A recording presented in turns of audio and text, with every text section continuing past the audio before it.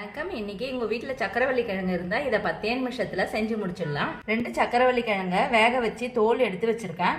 அரை முடி தேங்காய் துருவுனது, 5 டீஸ்பூன் அளவுக்கு நாட்டு சக்கரை, 2 டீஸ்பூன் அளவுக்கு வெள்ளை எள்ளு, 1/4 டீஸ்பூன் அளவுக்கு ஏலக்காய் தூள், தேவையான அளவுக்கு நெய் சேர்த்துக்கலாம். இதுல துருவுன தேங்காய் சேர்த்துக்கிறேன்.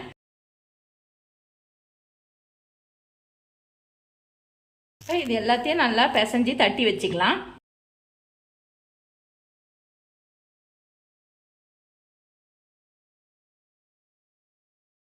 பிசைஞ்சாச்சு. இதை சின்ன சின்ன உருண்டையா உருட்டி தட்டிக்கலாம்.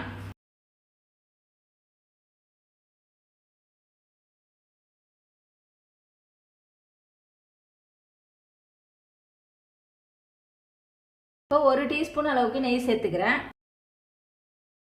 இப்போ எல்லாம் ரெடி பண்ணி வச்சாச்சு. இதை ஒன்று ஒன்றா சுட்டு எடுத்துக்கலாம்.